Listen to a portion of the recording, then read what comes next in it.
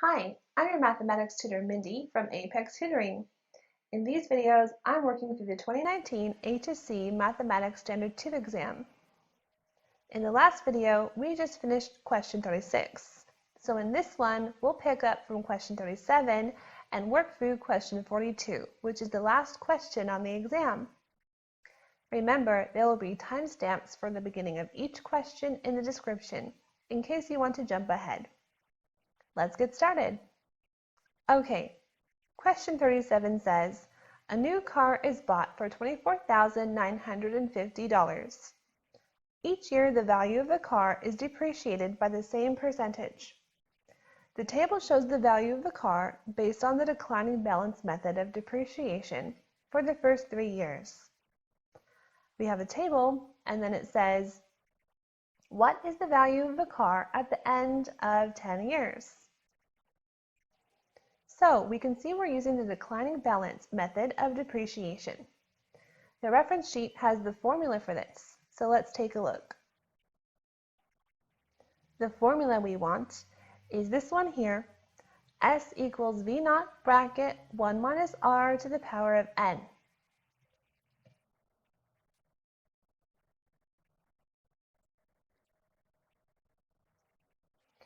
S represents the salvage value.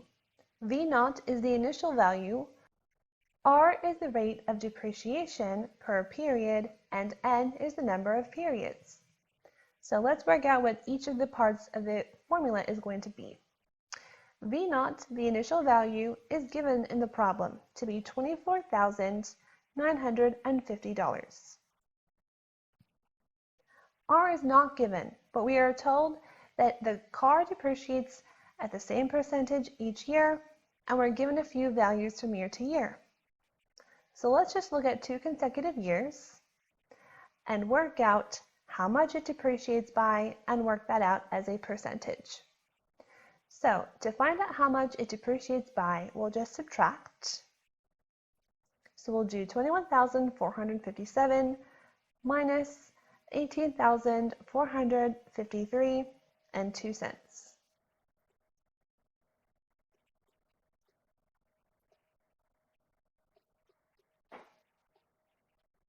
So we get that it's declined by $3,003.98. Now we just want to know what is that as a percentage. So we'll divide it by the previous value, 21,457, and we get 0.14. That is 14%. If you're not sure about the conversion, remember you can times by 100 to convert a decimal into a percentage.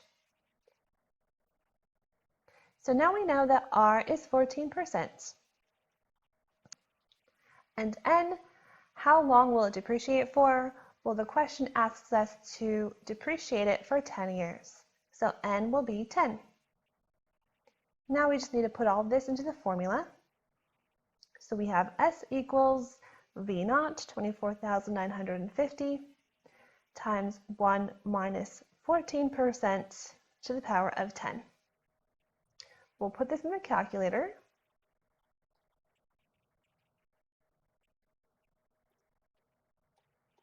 With the percentage, remember you can enter it as a percentage on this kind of calculator, but you can also enter it as a decimal, 0.14.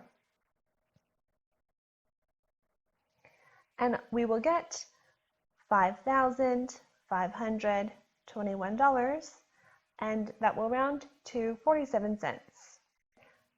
And since this formula gives us S, the salvage value, this is the answer to the question. All right, let's move on to question 38. Question 38 says, in a particular country, the birth weight of babies is normally distributed with a mean of 3,000 grams.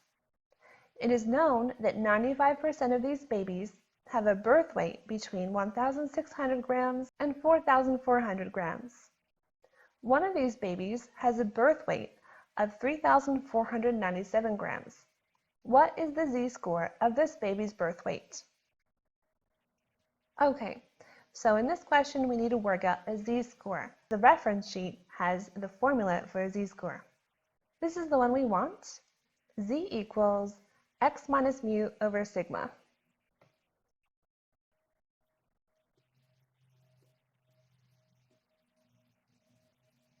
In this formula, z is the z-score, x is the score, mu is the mean, and sigma is the standard deviation. So to work out the z-score of 3,497, we'll need mu, the mean, which we know is 3,000, and sigma, the standard deviation, which we don't know. However, we are told that 95% of babies are between 1,600 and 4,400. Let's look back at the information on the normal distribution on the reference sheet. Okay, so this is telling us that 95% of scores have z-scores between -2 and +2. So what that means is that these two values have the z-score of -2 and +2. So let's use that to work out what the standard deviation of the data is. We're going to use the z-score formula, and let's pick one of these. Let's pick 4,400 and put this into the formula. So z-score 2 is equal to the score of 4,400 minus the mean, 3,000, over the standard deviation, sigma. I'll just simplify the numerator. 4,400 minus 3,000 is 1,400. So this says 2 equals 1,400 over sigma.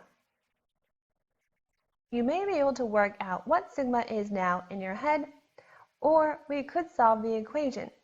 This equation is very similar to when we do trigonometry, where we could swap the sigma to the left and swap the 2 down under on the right. This move is essentially multiplying sigma onto the left and then dividing the 2 underneath on the right. So sigma will be 1,400 divided by 2, which will be 700. So now that we know the standard deviation, we can work out the z-score for 3,497. We have z equals the score, 3,497, minus the mean, 3,000, over the standard deviation, 700.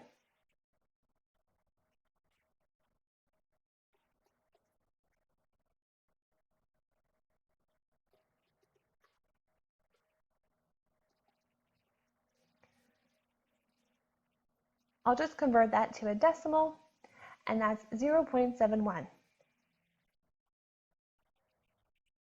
That seems reasonable since 3,497 is above the mean, so it should be positive, but it's also less than 1 standard deviation above the mean, so we're getting a number less than 1.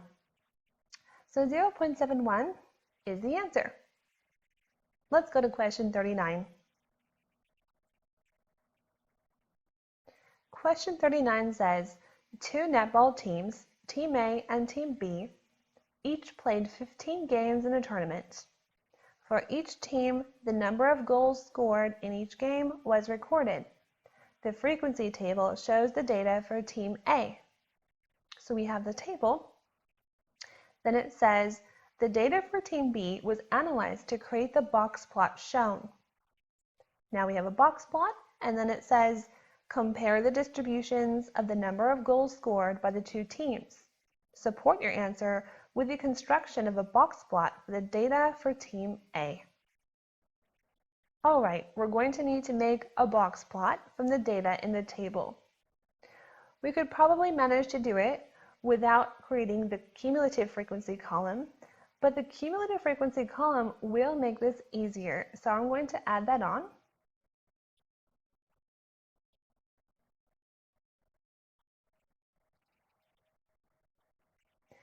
We get the cumulative frequency by adding up a running total of the frequency. So we'll start with the first frequency of 1. Then the next frequency is 0. 1 plus 0 is still 1. The next frequency adds another 1, so now we're up to 2. And then another 1 will bring us up to 3. And then the next one will bring us up to 4. The next frequency is 3, so we'll have to do 4 plus 3, 7. Next, adding 0 keeps us at 7. And then the next frequency of 4 adds to 7 to get us to 11. The next frequency, 3, adds to 11 to get us to 14. And lastly, the frequency of 1 gets us to 15. We are told that there were 15 games altogether, so the fact that we got 15 at the end there seems to indicate that we added up correctly. Alright, the reason the cumulative frequency column is helpful is because it makes finding the median and quartiles a little easier. The box plot is constructed from the minimum, maximum, quartiles, and median. First, we'll typically find the median, which is the middle score, which will split our data in half. A quick little shortcut for finding the location of the median is to take the total number of scores, here that's 15, add 1, and then divide by 2.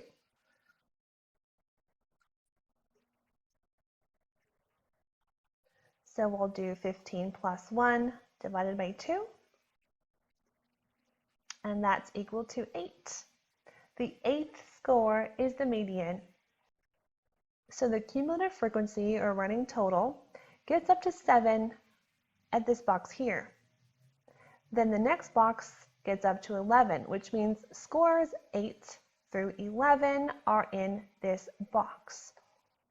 And these are all scores of 26. So the median is 26. Okay, now we need to find the quartiles. Q1 is in the middle of the first half of the scores, and Q3 is in the middle of the second half of the scores. If the median is score 8, then we have the first 7 scores before 8, and the last 7 scores will be after the 8th score. Remember that when calculating the quartiles, if the median is one of the scores, we don't include it when we find the lower quartile or upper quartile. So we'd be looking at the first 7 scores and needing to find the score in the middle. That's not too hard to work out, but you can use that shortcut where we would do 7 plus 1 divided by 2. So the 4th score is Q1. Looking at the cumulative frequency, we can see the 4th score is in this box here, which is a 23. So Q1 is 23. Now for Q3, which is in the middle of the upper half, it'll be found at the 4th score above the middle score, which is the 8th score. 8 plus 4 is 12, so the 12th score will be Q3. We can see that the box that contains the median goes up to score 11, and then the next box goes up to score 14. So scores 12 through 14 are in this box here, which are all 27s. So with the 12th score being Q3, Q3 is 27. All right, now we're just going to write down the minimum score, which is 19, and the maximum score, which is 28. And we have everything we need to draw the box plot. So the quartiles and median form the box. The median in the middle, 26, we'll draw a line there. Q1 on the left, Q3 on the right of that. So we'll draw lines at 23 for Q1 and 27 for Q3. This is the middle 50% of scores, which forms the box. Then we draw the tails out to the min and max. So we can draw a little line at 19 and 28 and draw the tails. So that is our box plot for Team A. Now we can try to compare Team A and Team B. There are three key areas that we can compare distributions on: central tendency, spread, and skewness. This is a 5-mark question, so let's comment on each of these. Okay, our measure of central tendency here is the median. We can see that Team B has a higher median than Team A. So we can say that Team B has a higher median than Team A. So they tend to score more goals per game.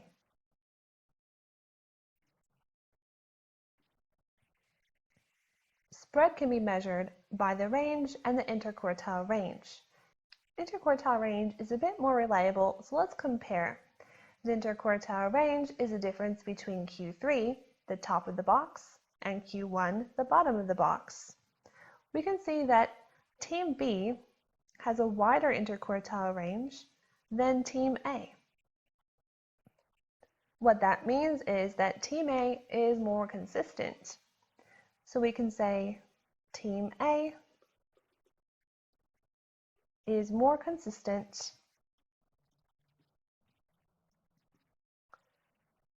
because their IQR is lower. Lastly, we can look at skewness. So a distribution can be either negatively skewed, symmetric, or positively skewed. The direction of the skewness is indicated by the tail in the distribution. We can see that Team A has a longer tail on the left. So Team A is negatively skewed, and Team B has a longer tail on the right. So Team B is positively skewed. So we'll just write that down.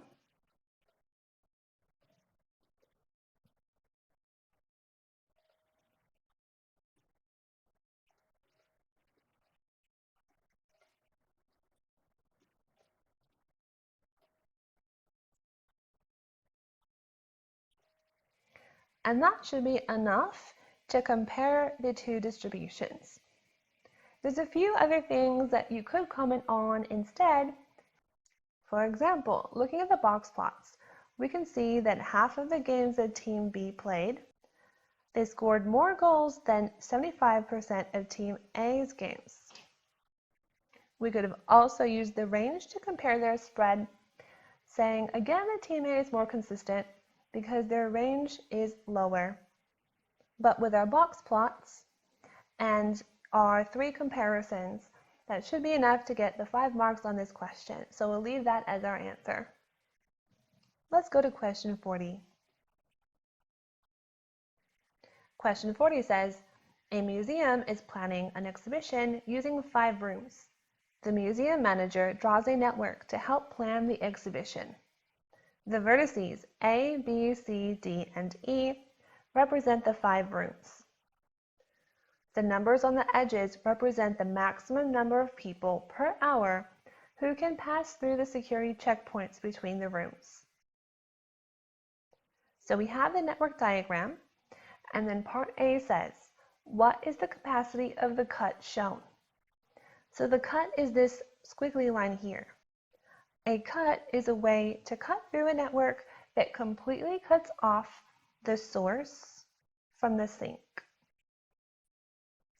The capacity of the cut is going to be the sum of the weights of the edges it passes through, which go from source to sink. That means we're not going to count any edges that flow backwards. So the capacity of this cut will be 130 plus 90 plus 70. Again, we won't count 40 since it's flowing backwards.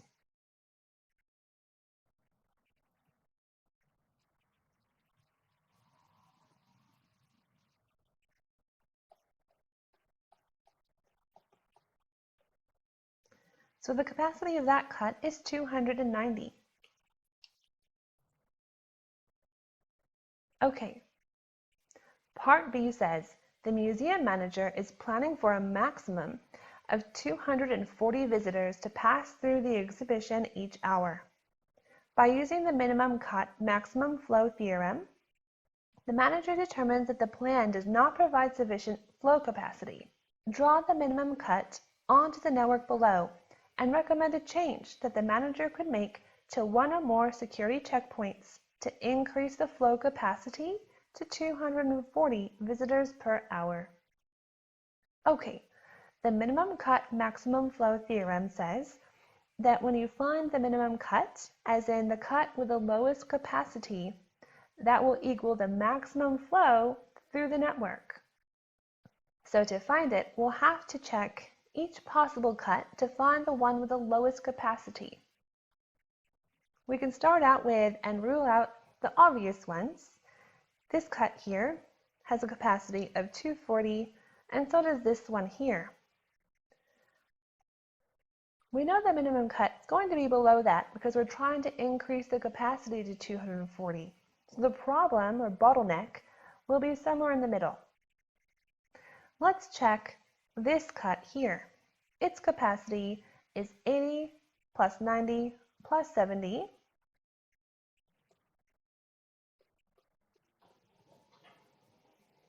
So it has a flow capacity of 240. So we don't have a problem here. Let's check this one over here. Its flow capacity is 130 plus 65 plus 45. That's also 240. So we haven't found any bottlenecks yet. Keep in mind that something like this is not a proper cut because it doesn't completely cut off the flow of the source from the sink. Now, in part A, we already checked this cut and found it to be 240. So let's try something a little different.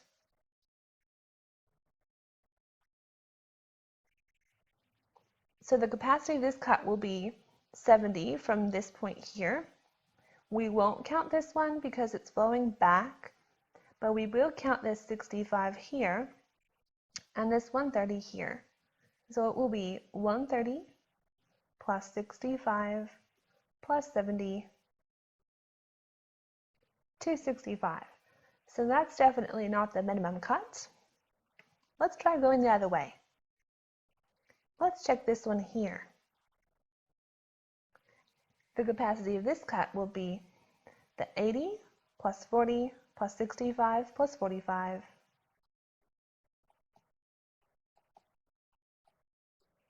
That's 230. That's the smallest one we've gotten so far. There would just be one more to check. We'll double check it since it could come out lower than this one. So if we check this one, its capacity will be 80, 90, 25, and 45.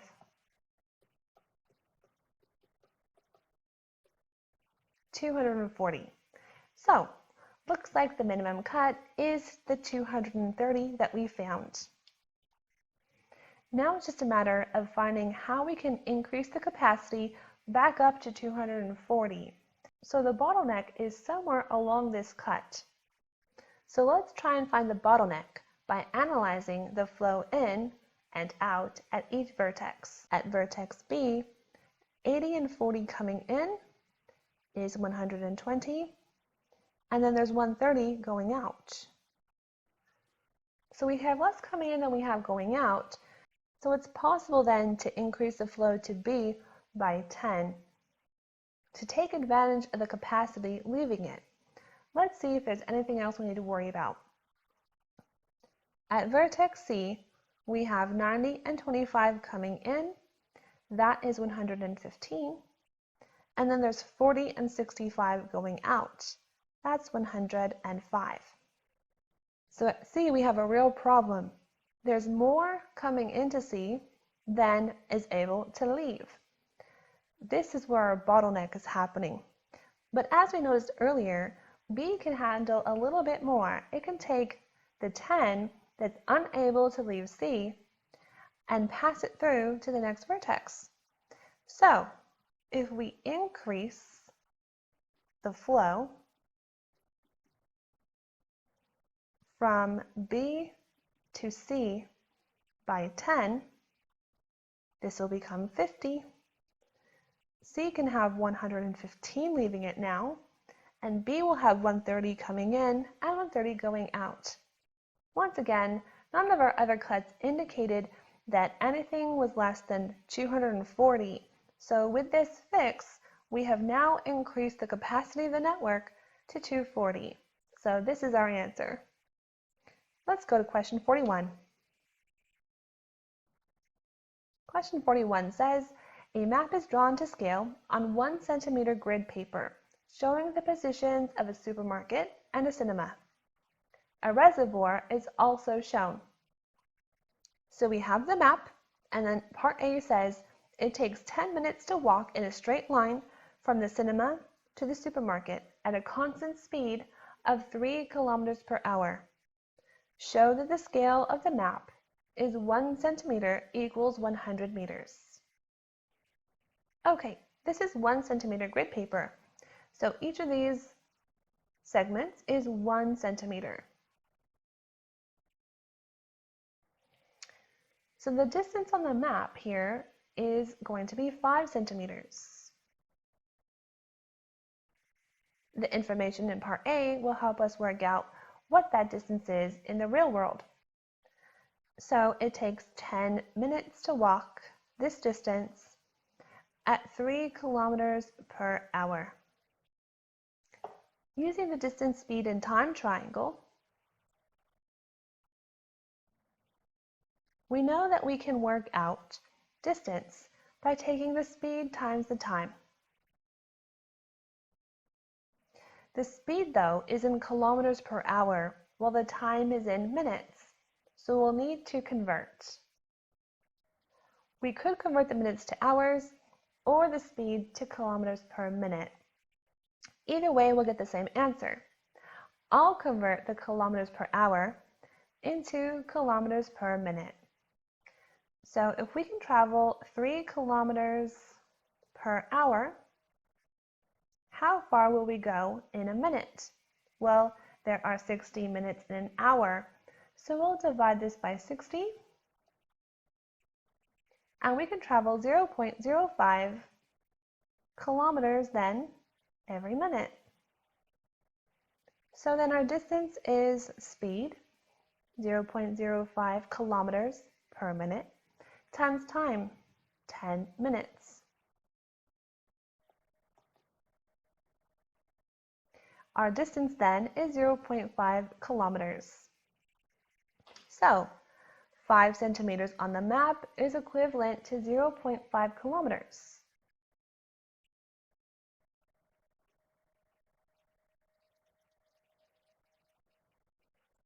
Just like any fraction or ratio, we can adjust this so that the left side is 1 by multiplying or dividing both sides by the same thing. If we want the left side to be 1, we should divide both sides by 5. So we get 1 centimeter is equal to 0.1 kilometers. This is essentially what we want, but we just need to convert 0.1 kilometers into meters. There are 1,000 meters in a kilometer, so if we take 0.1 times 1,000, we'll work out that that's 100 meters, as we might expect.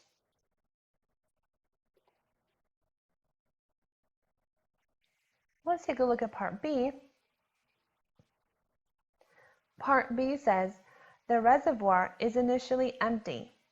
During a storm, 20 millimeters of rain falls on the reservoir. With the aid of one application of the trapezoidal rule, estimate the amount of water in the reservoir immediately after the storm. Assume that all rain which falls over the reservoir is stored. Give your answer in cubic meters. Okay, we need the amount of water in cubic meters. That's volume. And finding volume means we're finding the area of the base times the height. As the question suggests, we'll be using the trapezoidal rule to approximate the area of the base of the reservoir. The height then will be the depth of the water that falls. So let's look back at the map to get our measurements. We'll be using the fact that every 1 centimeter on this map is equivalent to 100 meters in the real world. So this side on the left of the reservoir is 100 meters. Along the bottom would be 4 centimeters on the map, so 400 meters in the real world, and the right side is 3, so that's 300 meters. What the trapezoidal rule does is it takes a shape like this that has 3 straight edges at right angles around it, but one side might be curvy. And we're using a trapezium to approximate the area of this reservoir. The formula for the trapezoidal rule is on the formula sheet, so let's take a look. So it's this one here that says A, and then the squiggly equals means is approximately equal to h over 2 df plus dl.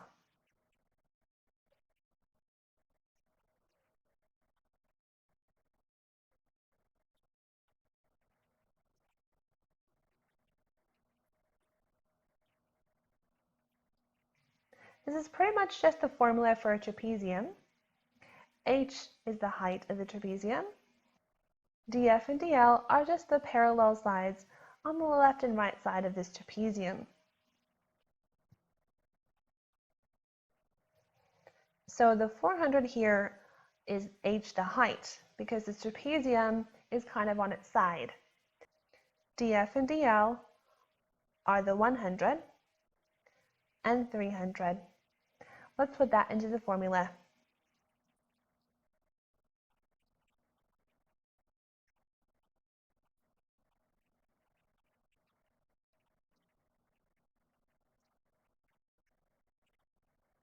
And then we'll put that in the calculator.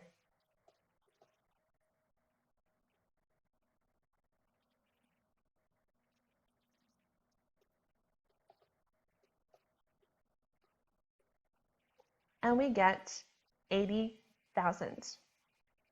Our measurements were in meters, so this is in square meters. Now we can get the volume. This will be the A for our volume formula. Now we just need the H. The height of the prism will be the depth of the water here, which is 20 millimeters. We have a bit of a mismatch of units. Our ultimate goal is to have cubic meters. So we're going to want to put the 20 millimeters into meters. There are 1,000 millimeters in 1 meter. It takes 1,000 to make 1. This is definitely less than 1 meter. To convert it, we just need to divide by 1,000. So that's 0.02 meters. So then the volume is the area times the height. It's all in meters. So we get 1,600 cubic meters. And that's our answer. Let's go to question 42.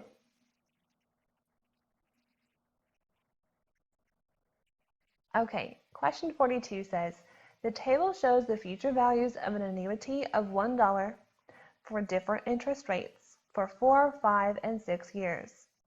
The contributions are made at the end of each year. So we have the table, and then it says, an annuity account is opened and contributions of $2,000 are made at the end of each year for 7 years.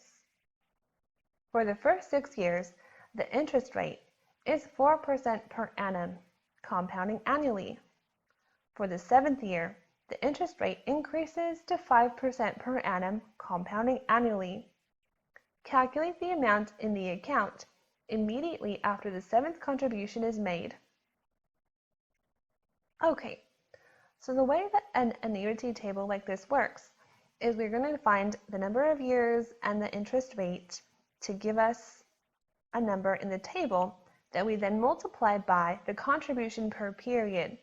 That will give us the value of the investment at the end of that year.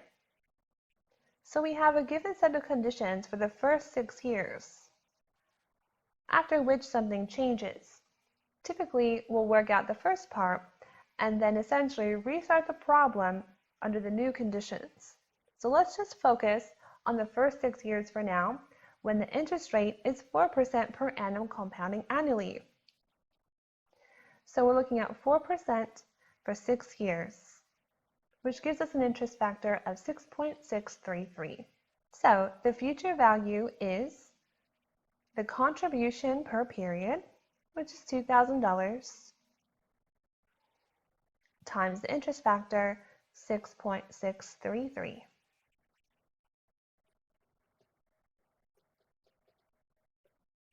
So that is $13,266.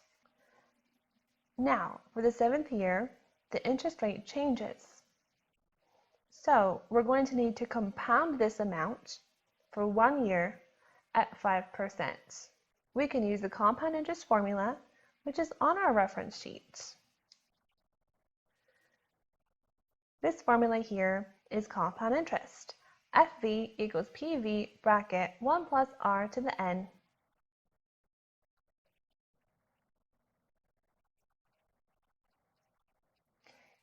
Here, the present value at the beginning of the 7th year is $13,266. The interest rate is now 5%. And this is happening for just 1 year. We'll put this into the calculator.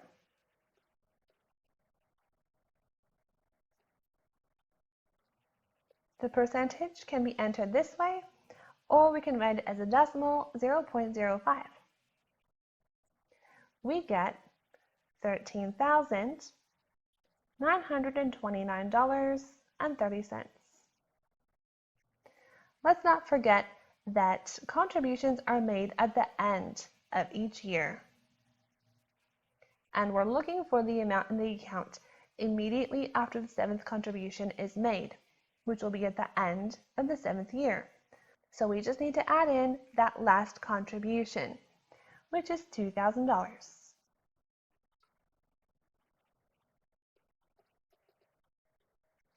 So we get $15,929.30. And that is the answer. So you've made it to the end of the paper. Thanks for sticking around. I hope these videos were helpful for you.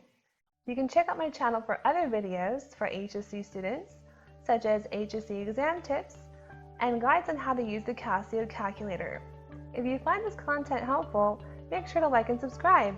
Thanks!